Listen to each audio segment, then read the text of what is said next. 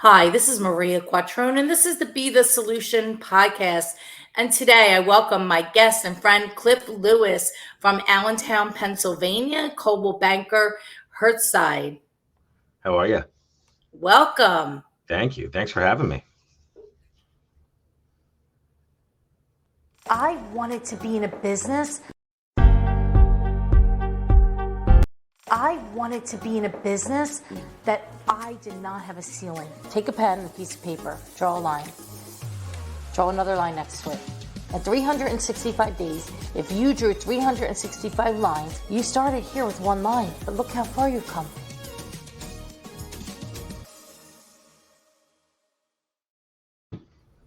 Morning, Cliff. How are you? Good morning, Maria. How are you? I am fantastic. I'm excited to talk with you today. Yeah, thanks so much for having me. I'm really excited to be here. Yeah, so let's just dive right in. Let's do it. Okay, so tell us all how did you enter into the real estate world? Uh, I um I went to college, and when I graduated college, I had this crazy notion that all these companies are just going to throw all this money at me, give me these amazing jobs. But of course, that didn't happen. And I went and talked to my father. My father said, "You really only good at two things, and one of them happens to be real estate." So I was probably about 18 years old when I started buying investment properties, and I bought a bunch of rental properties. So I was buying properties all throughout college. And then when I graduated college, it was pretty much real estate or nothing. So we kind of did real estate, and that was 20 some years ago almost now. So we just kind of hopped in since I was been about 22 years old, so almost 20 years, and been doing it ever since. All right, wait a minute. So let's back up for a second and unpack that a little bit. So you're in college buying real estate investment. I was actually 17 when I bought my first investment property. Wow, Cliff, that's unusual. Is that from your father's guidance or? No, it was actually a gentleman I went to church with. He at the time was looking to buy an investment property. He's a pilot, didn't know anything about it, but he thought it'd be an interesting thing to invest in, and he wanted somebody to manage it. So I said, he's like, you want to buy in and be a partner, and then we can pay you a monthly salary to management. And I thought, okay, that's kind of a fun thing. So I started. That was a 4 unit I bought, and I started buying then, and just kind of continued to buy ever since, and try to buy a couple units every year and continue to build a portfolio.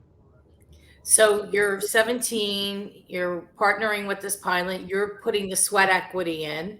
Yep. It sounds like that was your part of the partnership. Yeah, so I And threw. So we each put up $10,000. This is how long ago it was, which was enough to buy an investment property back then.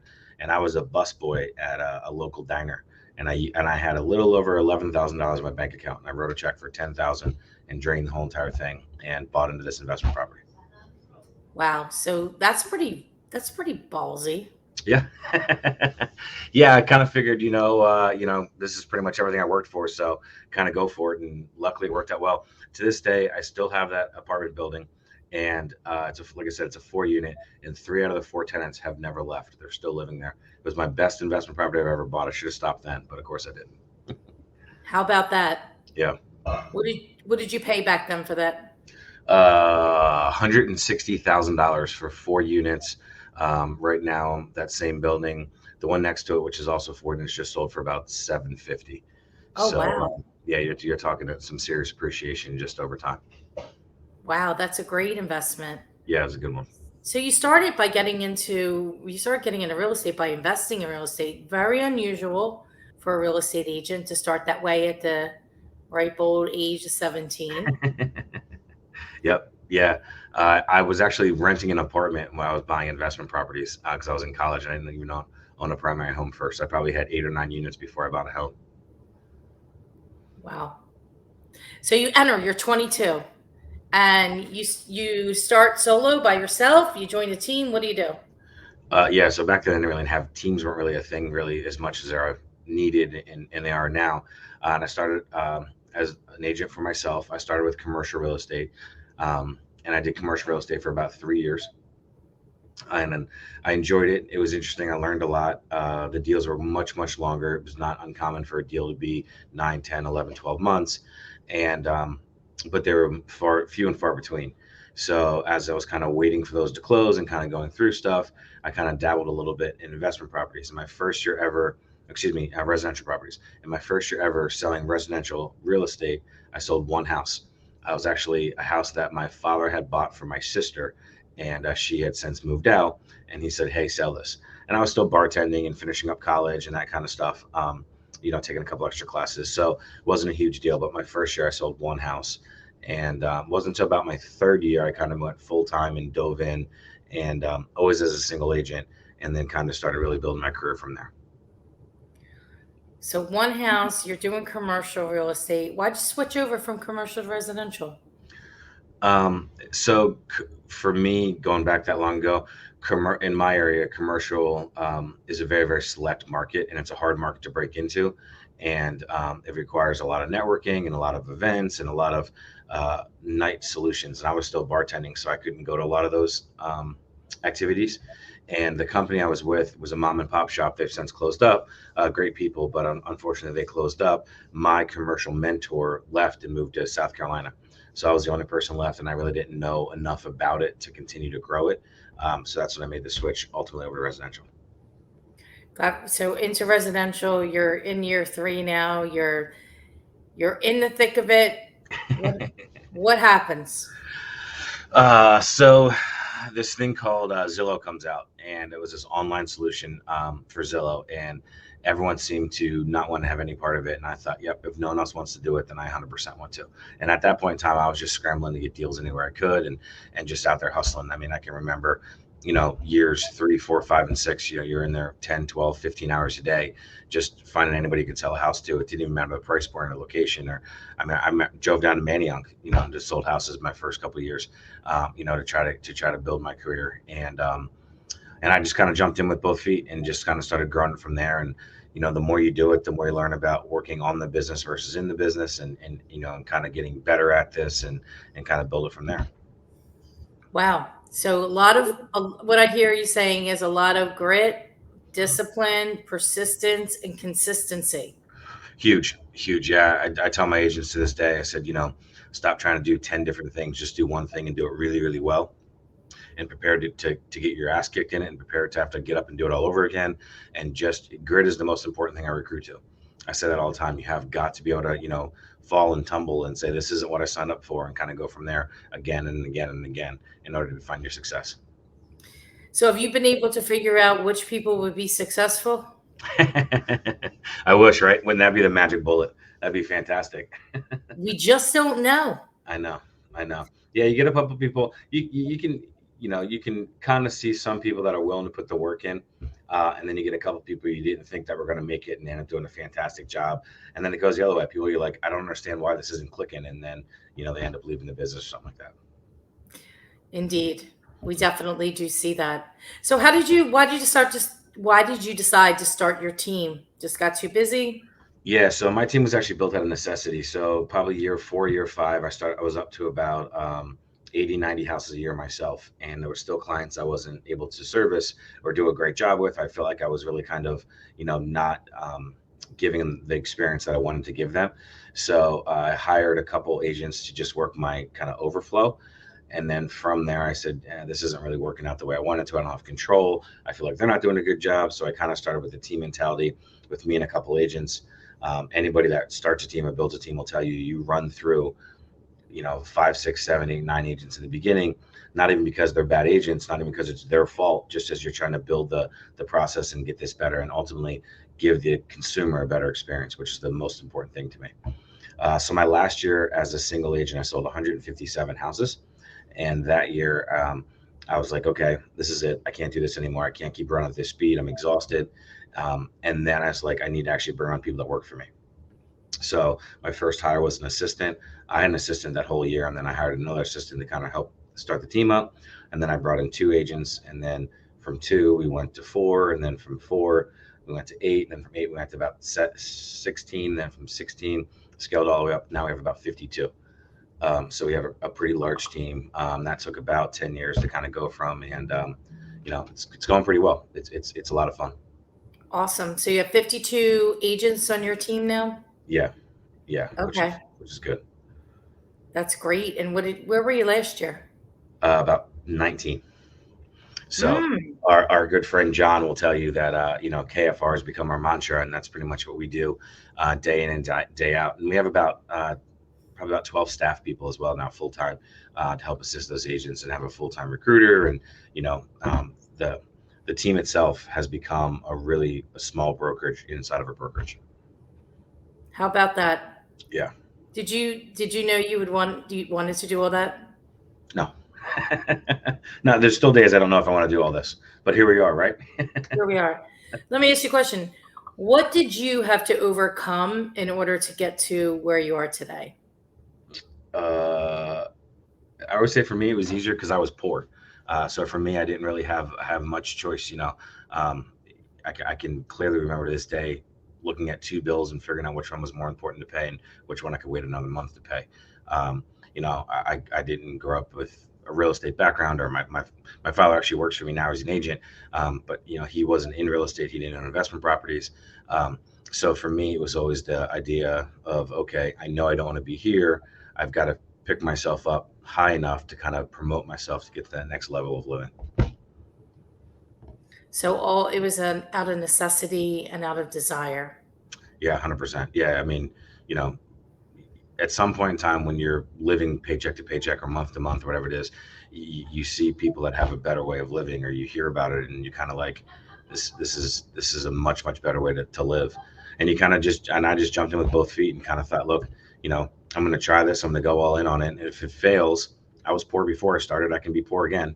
And then just kind of kept jumping in and going further and further down the rabbit hole, and trying to grow this business. And some days I'm still poor, but you know, but you still kind of have to kind of work through it and grow from there. Some days you're still poor. What do you mean by that? So you know, if you run a team, there's days, or at least there is for me. There's months where you seem like, man, this is great, this is fantastic, and there's months where you're like, why is no one selling houses? How come everyone's on vacation? You know, how many agents can get COVID at one time?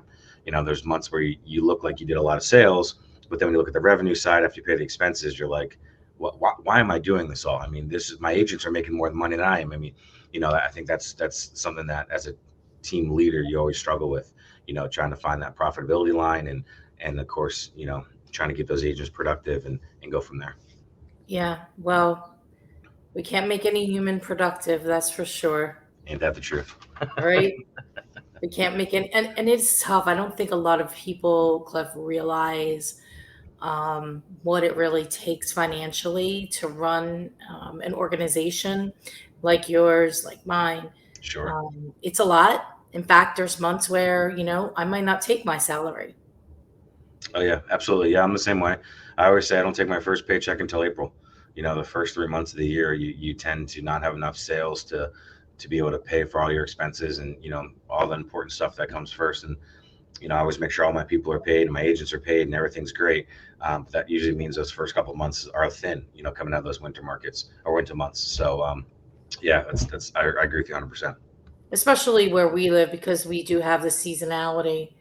Oh sure. Yeah. Although, I guess you could say we're not going to have a seasonal market anymore and we're going to figure that out. But maybe when you have enough people, that makes sense. But it's Maybe. hard. It was a hard year this year so far. Oh yeah, no question. Yeah, sales. I mean, sales in our area. You know, if you look at the metrics or the data coming off of the MLS.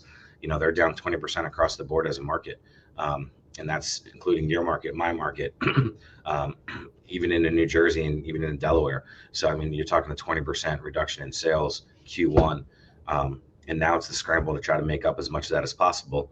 So you know, you feel like you're running 10,000 miles an hour again.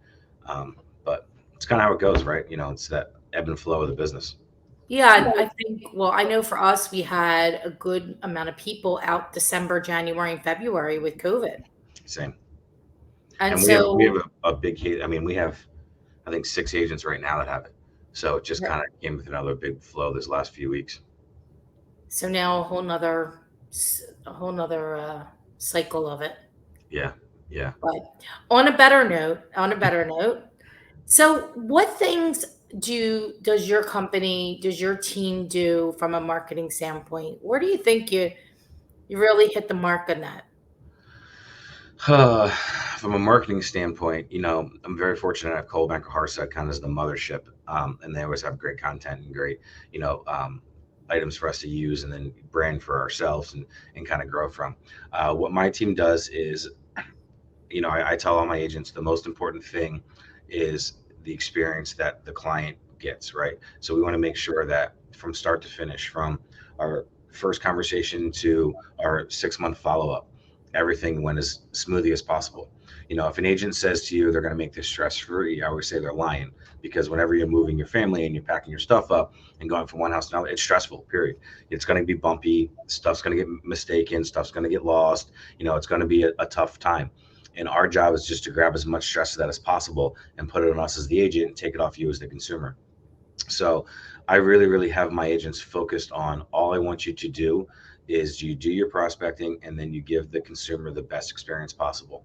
All the marketing, all the back end stuff, let us take care of all that stuff. There's only so many hours in a day. And I'd rather you call that client an extra time or shoot them one more email, a text message, or get them a cup of coffee than for you to be worrying about, getting a postcard out or something like that. So for us, marketing has always been, how is it that the Cliff Lewis experience can help each individual agent so they don't have to actually do it. And we have a monthly sphere of influence campaign program, which our agents can sign up for, that allows them the ability to, we as a team, target their sphere of influence. And it's all automated and we run it. And we have a social media girl that puts all the posts out for them so they can get all that stuff done without taking any time out of their day. Mm. So it sounds like, just like we have, it sounds like you have a system that your agents, when they join your team, can plug right into. As I say, plug and play. Yep. They can pass the school, come right into the organization, plug Exactly. in, and start calling into the database and utilizing the systems and processes that you've already put into place so that they can enjoy the fruits of your labor by just making the calls, following up, and giving a great client experience. I completely agree with you. I always tell my agents that have been here the longest that they've had the hardest road, right? Because we've been doing all this stuff now and, getting it in a much, much better spot now than it was 3 or 4 years ago when all those agents kind of started working for us. So those agents, I'm always like, look, you guys are kind of behind the eight ball. The new agents coming in, they're the ones that have it kind of easier because we've already built everything out for them. So they just, come in, sit down, everything's ready to go, and bam, they're on calls and they're doing their thing, and we're firing out deals. Yeah, firing out deals. You gotta love that. And your back office people, supporting them and taking care of them and taking care of the clients to ensure that everybody has a great experience. Yeah, exactly. Yeah, it's and we didn't even have any back end people 3 years ago. But now we have operations manager and social media people and transaction coordinators and intern, ISA teams, and we have all these extra people there that make their job better and easier, and give the consumer ultimately a better experience. So what do you think are the top three things in regards to an agent that you would say that the skills that they need for success? Uh, Hands down, number one is grit. You got to have grit. You got to, like I said before, you got to be willing to roll with the punches. This is not, a typical sales job in the sense of the fact that every day is going to be nice, clean, and easy. And you got to get banged around a little bit. Number two is perseverance. Especially in a market where you're putting 5, 6, 7 offers for the same buyers, you got to be willing to talk to those clients and tell them what's going on and walk them through the different strategies and get them to be committed to you to be able to, turn that into a real client and of course, ultimately what we call forever client, with you. And number three, I would say, you got to have the personality to understand and not take stuff personal. There's a lot of people that get very, very emotional about this, and they think, oh, my best friend's sister's cousin Joe didn't buy a house with me, and they get all, upset by themselves. And that's just unfortunately how this goes. There's more realtors now than there's ever been, and your job is to not get emotional about that stuff and just keep moving on and moving forward. And the people that want to work with you, embrace them and help them, and make sure that they ultimately look and say, yes, this was awesome. And then all that other stuff kind of feeds and trickles from there. But yeah, you got to kind of have your emotions in check when you're in this career. Mm, that's good. That's definitely very difficult for many. Yeah, no question. It's, I've said if once a month somebody's not crying, I guess we're not doing our job right. But the agent, not the client, the agent, and I'm like, you got to kind of, not take it personal and understand that this person being upset with you is because of what's going on. And the question is just, how can you help them get through that? Be the solution. How can you get past that and kind of go from there? Yeah, it's definitely something that has to be worked on constantly because we don't live in a vacuum Right. and things are constantly changing. And I asked the agent, what could possibly get in your way of you making your goals and commitments? And what can we focus on to remove the possibility from that occurring? That's a hard thing. It's hard when some of the stuff that they give you as those roadblocks or speed bumps, as we call them, are things like, oh, I'm limited by how many hours my spouse wants me to work, or I'm responsible for taking the kids to school and for bringing them lunch and doing pickup. And then you as a team leader, of course, are trying to say, listen, you got to work through some of this, because if not, you're not going to find the success. So what do you tell them? Like, okay, you can't take your kids to school. Well, that sounds like a horrible thing to say. So that's always a tough thing for us too, to try to work within the boundaries, but at the same point in time, get past those boundaries so they can get those commitments.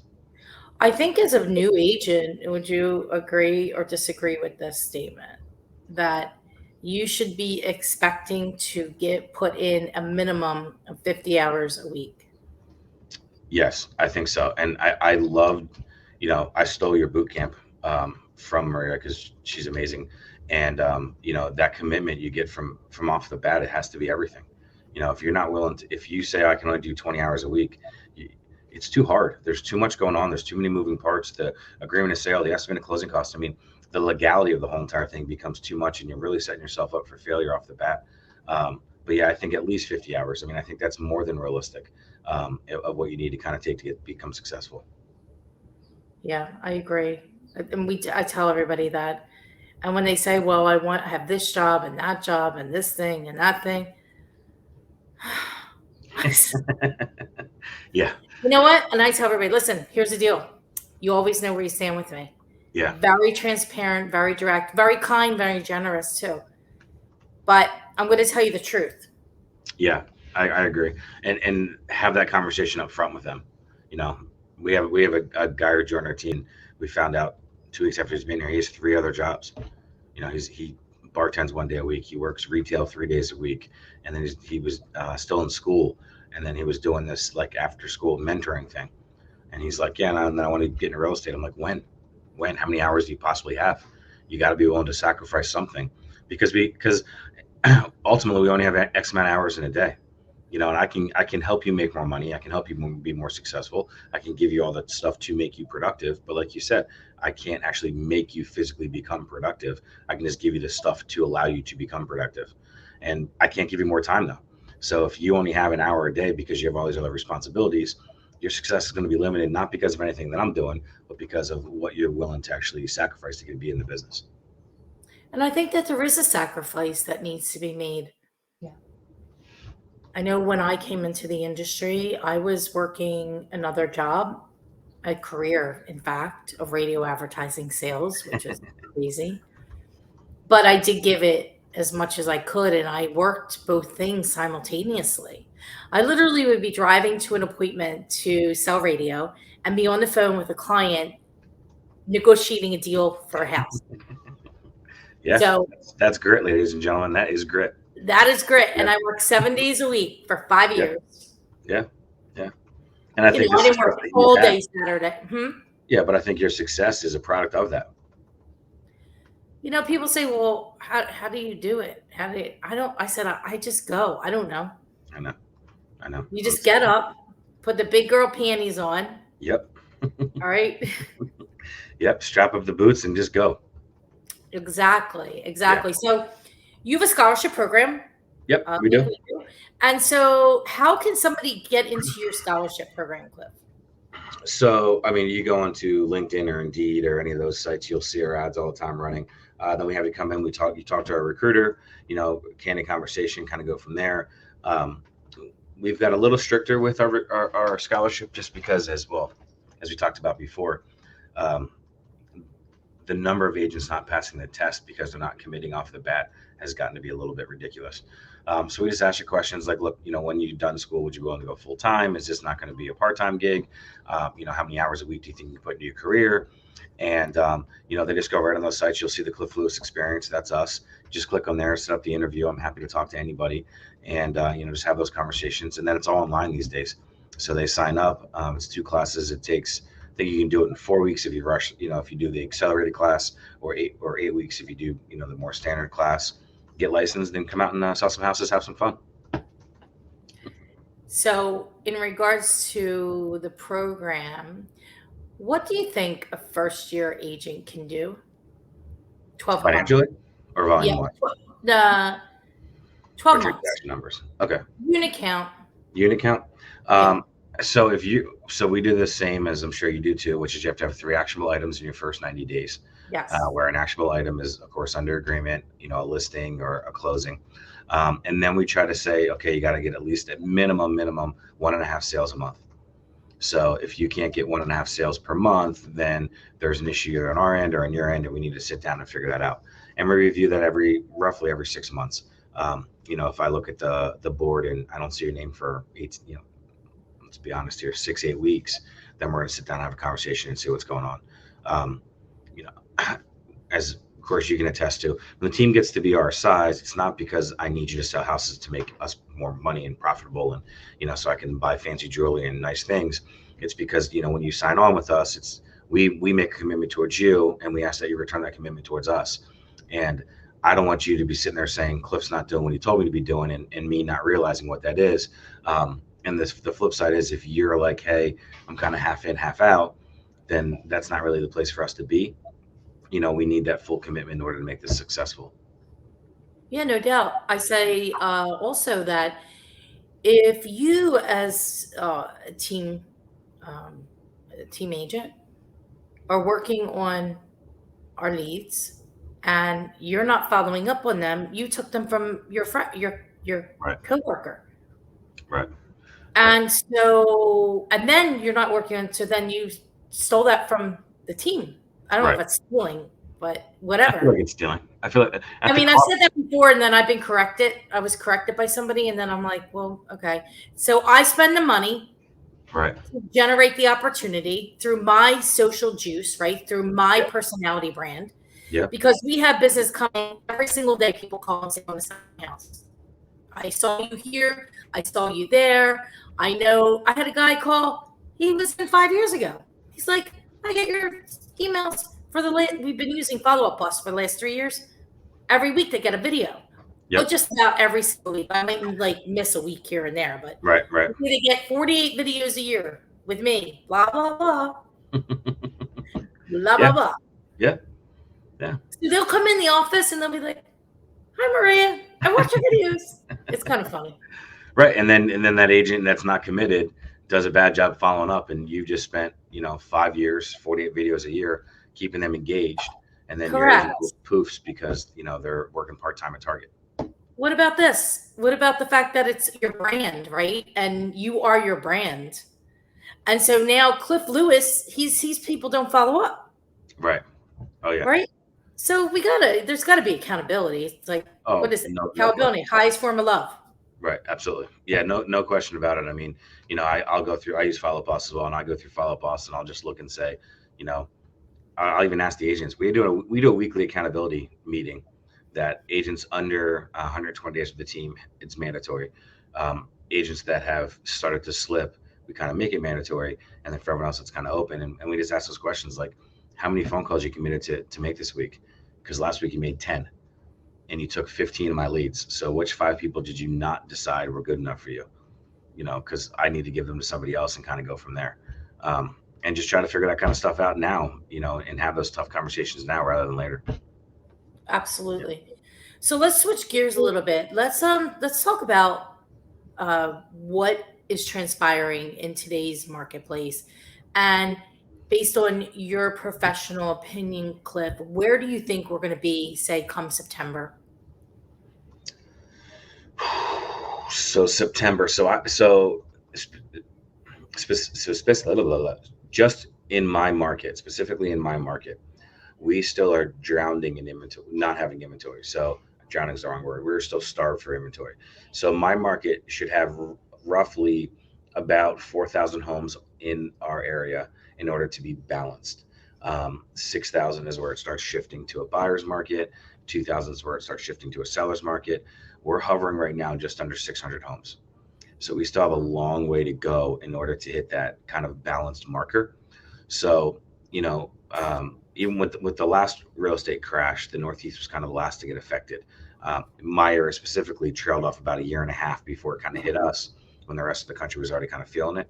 I would say we're a little bit slower on most things, which sometimes helps out. Um, so my guess is in September, we're still in the process. We're building inventory. So our inventory number, if we had this podcast in March, we would be about 280 houses on the market. So it's 100% building much, much quicker now than it has in the last 2 years, but we still have a long way to go. My guess is September, you're talking somewhere between 1,200 and 1,500 homes on the market, still in the seller's market. Prices are starting to already start to stabilize a little bit. We're not seeing those gigantic leaps like we had the last 2 years. I don't think we switched into a buyer's market. I don't see that happening. About 2 weeks ago was the first time builders in our area started dropping prices. You're starting to see, some price reductions from builders. But their margins were so caked these last few years. I mean, they can do it and it doesn't really even affect them. But as that can kind of continues to be the trend and inventory starts building up, September, I think we're still in the building process, still in the seller's market. Housing prices have stabilized. Rates are somewhere around the 6.5%, 7% range. And we're going back to 2011, 12-ish. Mm-hmm. But I could be 100% wrong. It's the best part about this. It's just my my opinion. No. I appreciate that. I think, yeah, it's. I think things are going to tighten up. We've tightened up our spend and pulled back on some things, and I said, we'll focus on video, we'll focus on social, we'll focus on calling our database and talking to the 15,000 people that are in there, and that's enough business to do. Yeah, In fact, I'm going to focus on commercial real estate because the last couple of years we haven't done as much as we used to do based on pandemic. A lot of people were sitting right. on the sidelines, but I like doing $2 and $3 million transactions. Yeah, it'd be great. Yeah, same thing. So I'm already cutting back. I'm already starting to tighten stuff. I think no one wants to go through the last housing recession we went through and still have the same spend they had for the last 2 years. I think everyone's a little bit smarter now, a little bit wiser, compared to last time where I feel like we all kind of got slammed out of nowhere, even though we kind of knew it was coming, but we just kind of pretended, buried our heads and pretended it wasn't going to hit us personally. So this time, I think everyone's being a little bit smarter and saying, where can we cut back and where can we, be more diligent, a little bit leaner going into a down market. No doubt. Bill Pipes, we're Sure. in the sales velocity course Yeah. with him. Yeah. You can't outspend a market like this. You can't outspend it. I know. I tried that last time and it didn't work out so well. So I'm trying to be a little bit smarter this time. Right. Yeah. What, in Unfortunately. 08? Yeah. Okay. I didn't in 08 because wasn't doing any of that. Just called expires, man. Mm-hmm. Called expires. Built the business and went 8, 9, 10, 11, 12, 13. Because people were exiting and I was calling expireds. Good for you. So much business. But I wasn't doing like big marketing back then, Right. Well, as a single agent, I think it's harder to. I think as a single agent, you can spend to pace the market even in a down market. When your expenses get to be the size of your team or my team, and you have those people that are less committal, that's when you can really get yourself into trouble. Yeah, I mean, you're talking about 6-figure monthly spends, like exactly with salaries and marketing, and it's scary. I don't think people get it. Like, I spent more on the company last month than you made all year. Right. And that doesn't include anything I took home. That's just what it costs to keep it running. So you have to, you gotta figure all this out. You got to figure it all out. But I think the important thing is like getting up every day and doing the next thing right. 100%. And all we can do is focus on today Yeah. and what we can do to move things forward. Yeah, you absolutely said So it. KFR, KFR, KFR. Yep. It's the And if mantra, anybody right? doesn't, and anybody that doesn't know what that means, it means keep fucking recruiting Hmm.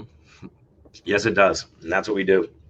for all positions, agents, Exactly. staff, everything. Yeah, Right? You can never have enough good people, for sure. exactly. Yeah, For sure. exactly. So before we wrap up, Cliff, I'd like to ask some questions. You got a favorite book or podcast that you listen to or read or that you love to tell people about? Oh, so many. If I had to pick one You can pick favorite, three. Pick three. pick three. So po- podcast wise, I'm not a huge podcast person. I do probably more on talk radio. I do a lot of BBC talk radio. I do a lot of NPR talk radio. They have a lot of good financial stuff. You can pretty much click those guys on anytime. And if you get through the politics of the whole thing, there's usually a lot of content on there that's decent to listen to. Um, as far as books, uh, what did we just finish? So our team does kind of like a bi-monthly book. We all kind of read together, kind of go through. We just finished Ryan Serhan's last book. Was the last one we just read. That was a good one. Um, Does that go big or yeah, money? yeah, one of those. I forget the name of it. Go big with Serhan or something like that. That was pretty good. Outside of the industry, we as far as what am I reading, I typically try to, if I'm going to relax, I'll read some kind of suspense or something like that. Nothing too crazy. I'm a huge listen to loud music and kind of clear my head person, when it comes time to shut it down. So that's usually where you find me. Awesome. Yeah, I like 10 different podcasts. I'm reading like 5 different books. yeah, same here. Craziness going on. So it makes it fun. Yep, that's what makes it fun. Yeah, for sure. yeah. Well, you are a great leader, Cliff Lewis. You do an amazing job over there in Allentown, not too far from us. What are we, like an hour and 15 away? Yeah, 100%. Yeah, we have to I owe see you you lunch for doing this more with me. often. I know. I got to come down and buy a place in Rittenhouse, right? Yep, that's where we are. We're around the corner. Perfect. We're very happy you on the show today. Thank you for being the solution and being a great human and a great friend. And I wish you all the best for the rest of the year. And we'll talk real soon. Maria, thanks so much for having me. I really, really appreciate you. And thanks for being amazing. And we'll talk real soon.